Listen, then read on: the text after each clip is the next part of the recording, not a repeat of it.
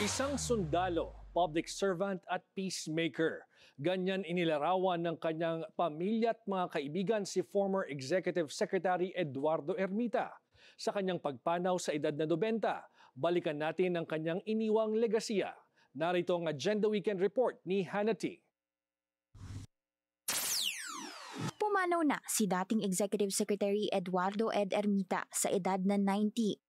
Sa isang Facebook post, inanunsyo ng kanyang pamilya na namayapa siya ngayong araw, alas 8 ng umaga.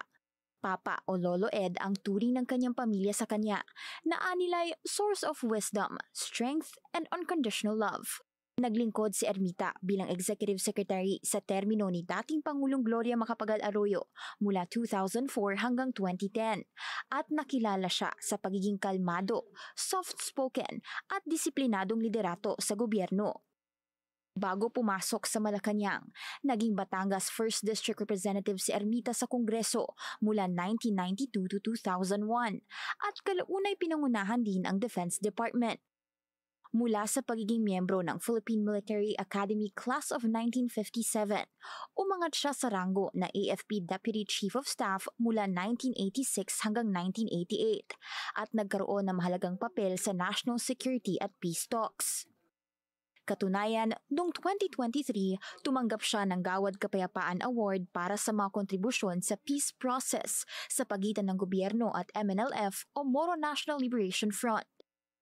Nagpasalamat si Batangas Governor Vilma Santos Recto sa naging dedicated service ni Ermita sa bansa. Ikinalungkot naman ng OPAPRU o Office of the Presidential Advisor on Peace, Reconciliation and Unity ang naging pagpanaw ng retiradong general. Inalala nila ang brave and bold acts of service ni Ermita na noong 1984 ay sinuong ang mga kagubatan sa Basilan para sa isang peace mission sa MNLF. Naging daan daw ito sa peace negotiations ng gobyerno.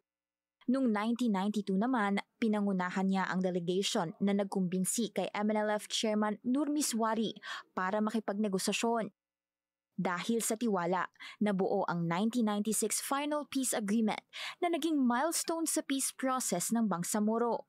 Sa panahon din ni Ermita bilang Executive Secretary na issue ang isang executive order para kilalanin ang culture of peace at mga konsepto at value nito sa basic education at teacher training programs sa Pilipinas. 8 oras matapos ang pagkamatay ni Ermita, sinundan siya ng kanyang eldest brother na si Dr. Crisogono Ermita na may ranggo na colonel sa Philippine Navy.